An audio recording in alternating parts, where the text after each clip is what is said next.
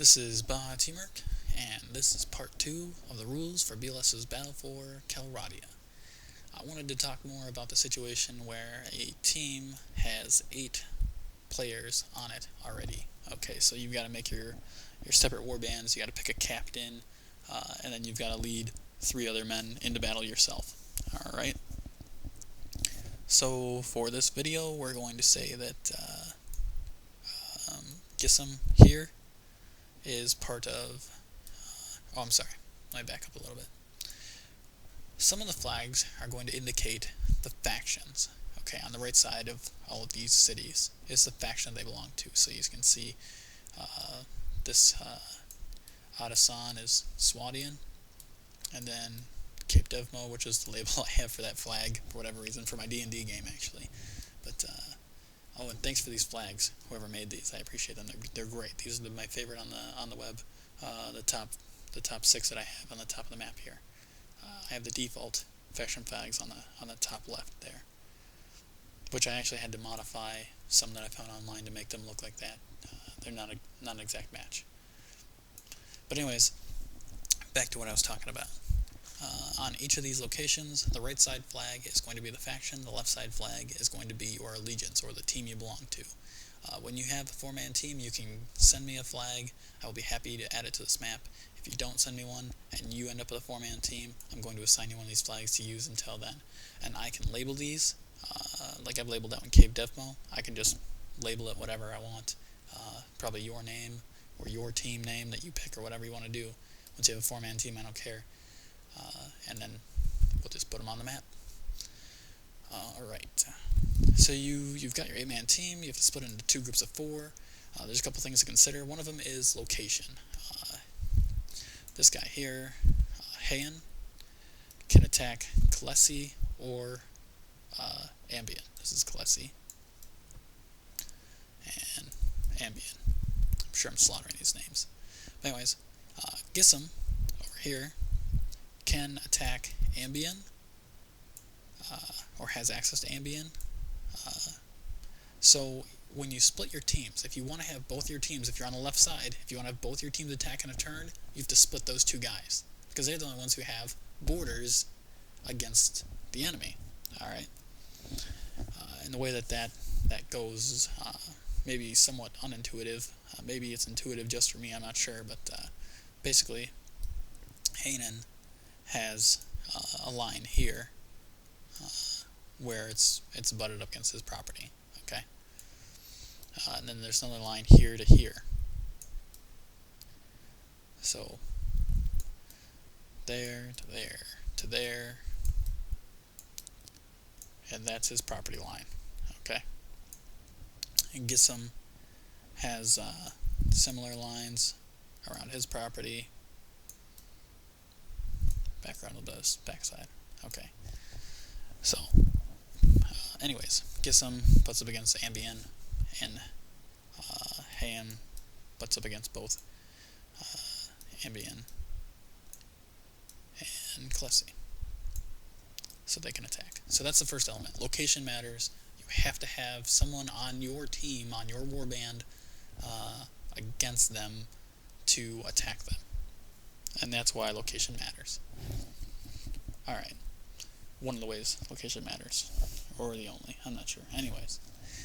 So let's suppose that your team leader is on Kulum here with the Nord flag, and Bulan with the Rodak flag is the captain that was chosen for the other 4-man team.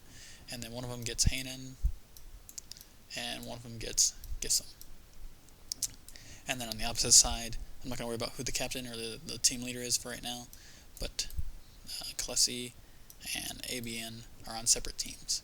If they didn't want to fight 2 teams, then they just put those 2 guys on the same team, and then that would cut it off. You can't, and then 8 guys wouldn't be able to play that round, but it would put the fight down to just those 2 teams, which a defensive team leader might want to do.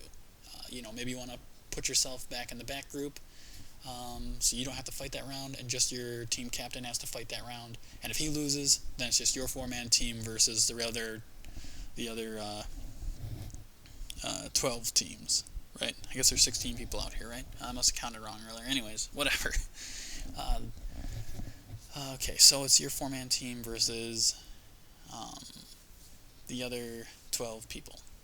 So then you fight 4v4 again, whatever one attacks you, and then if you win, then that 4-man team joins your team again, and then you can fight again. If you choose to arrange it, and the other team chooses to arrange it, so that two teams fight, so that Klesi's group, Abian's group, Hanan's group, and Gissam's group end up fighting 4 versus 4, and then 4 versus 4, then it's pretty important that your team leader wins. At least it's going to be pretty important to him. And hopefully everyone tries their best to help him out.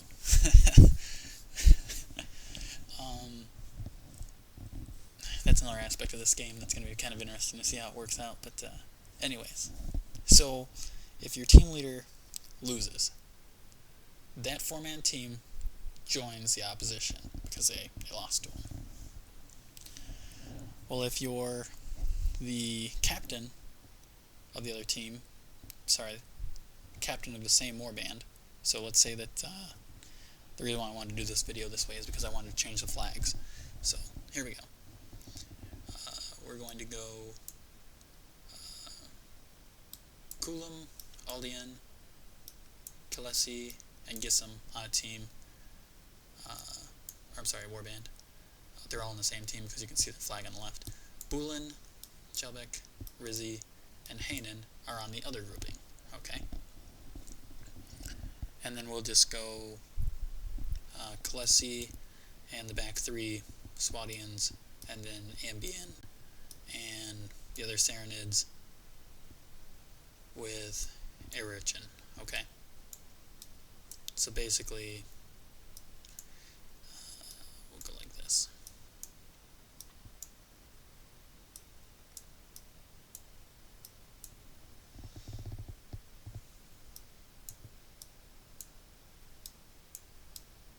Indication by position, I guess. Alright. Well, let's say that the leader is the guy on Kulam. Okay, so this guy over here. If he loses, then his faction changes. And it's just that fast for me to change it, just so you guys know. The name will be whatever I set the name as, so it's not going to be a big deal. I probably won't do it this way. I'll probably be deleting them and dragging them over as duplicates. But that's it's not important. Okay, there we go. Now if Hanan over here beat Kalesi's group, and Kalesi joins the opposite team. However, Hanan, captain is Bulin. Bulin then is team leader because his team leader formerly was on Kulam, but he lost this match, and he joined, let's see, who's the captain of the other team? Odasan's team? Alright. Maybe I better change that. I'll make it this Kalesi, this Torog Kalesi is the team captain for the other side. Okay. So I don't have to overcomplicate it. Alright. So Torog is the team leader over here. Kulam lost, joins Torog's team. Okay, so I've changed the flags to the Cape Devmo flag, which is what I'm using for their team right now. Bulin beat Kalesi, who was teamed up with the Swadians at the back, Jayek, Ravur, and Odasan, or however you say it. Bulin picks his flag. He'll go with this black one for now. Alright. He's independent. Black one. Close. Go. I don't know, maybe that's dark green, I guess. Maybe it's not black. Anyway. Not zoomed in real well. What'd I say? This Kieran Kalesi. Odasan. I know this is painfully obvious because I'm just doing the same thing again and again.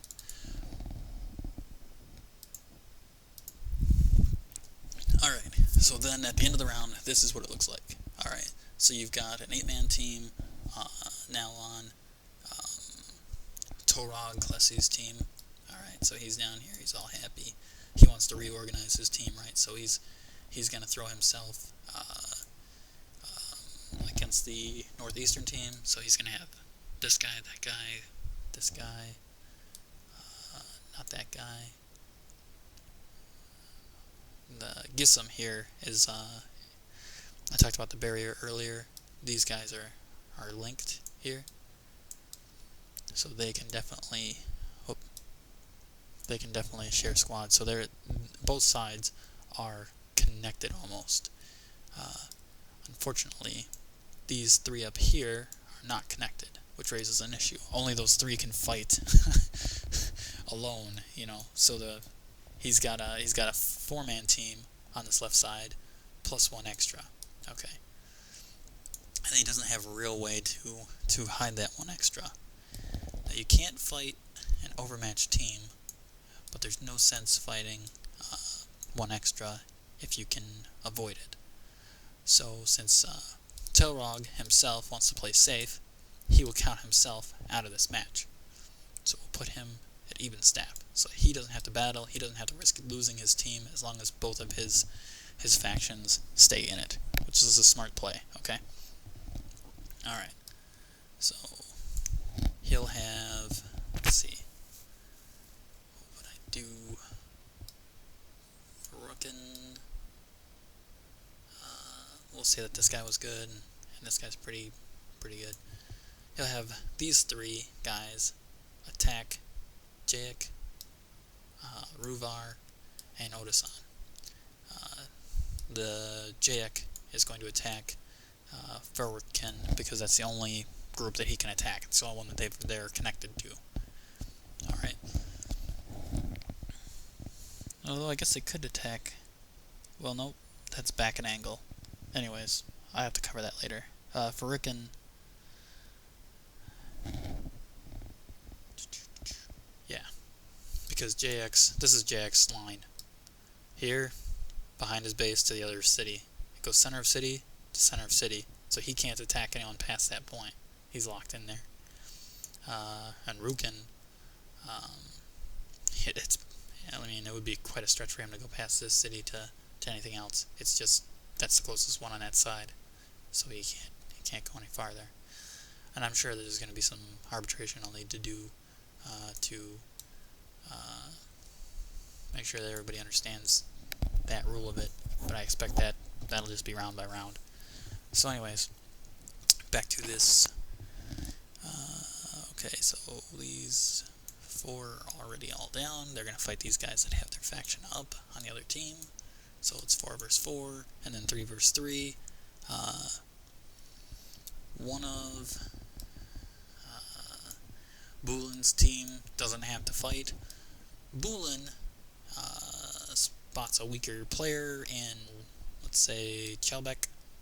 So he keeps Chelbeck neutral, even though he's risking his own leadership so that he can win. Let's suppose that he does win his 4v4. These guys join that team. Kapow. Close. Kapow.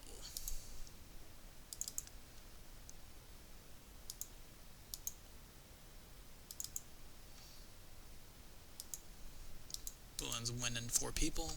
On the other side, his 3 win also, because I want to get this tutorial over with.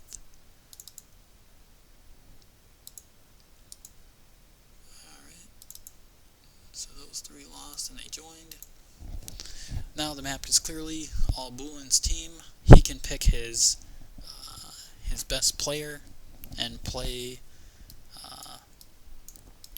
Telrog Kalesi's only team player,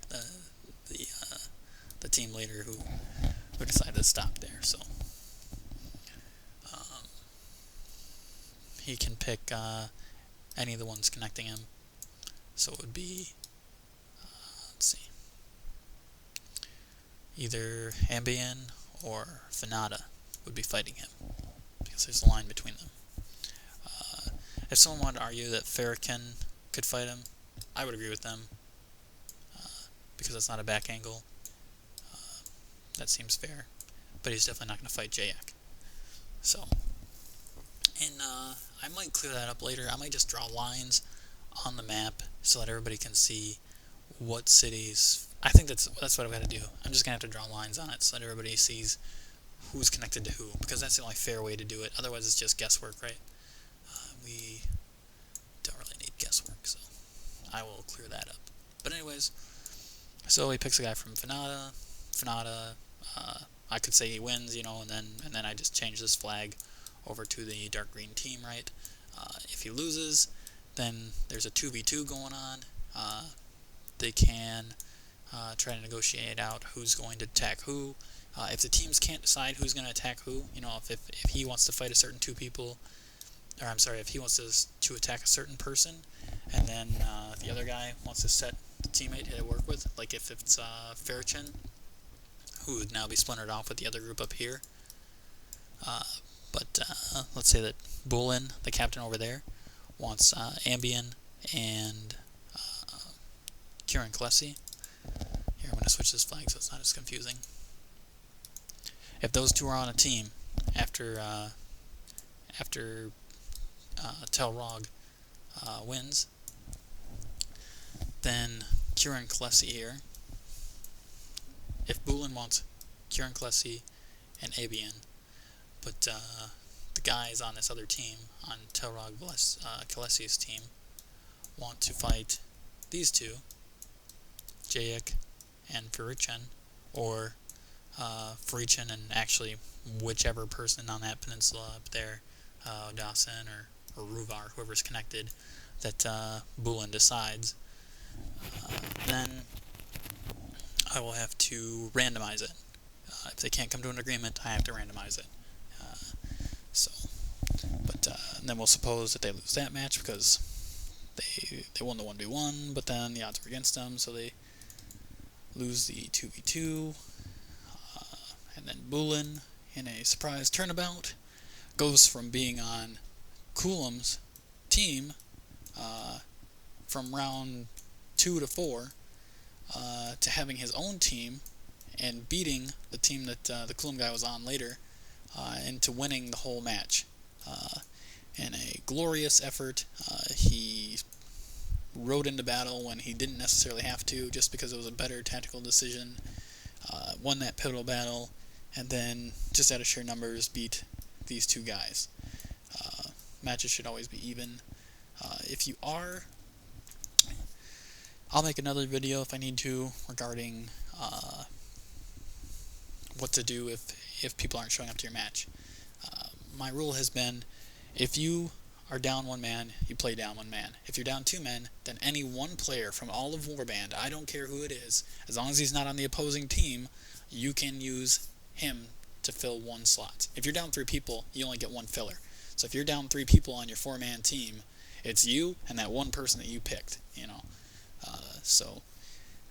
hopefully you can convince Raid or Mad Dog or one of the USA team people to fill in for you, and then maybe it'll be you and them, and you'll win. Kill 4 people several times, whatever it takes. But anyways, this has been part 2 of the rules for Calradia. One example of how it might work out after you have your 8-man teams, and kind of the strategy and the play that's involved.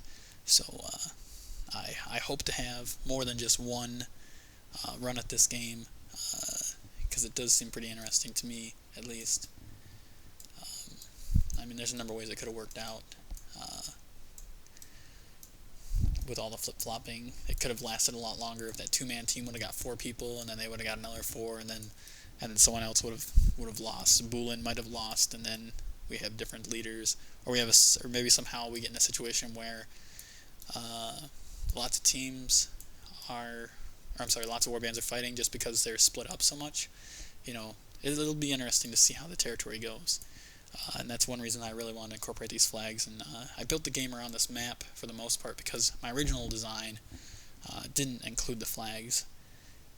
I'm going on and on. This video is probably long enough, so I hope that everybody enjoys this, and I hope everybody has fun. See ya.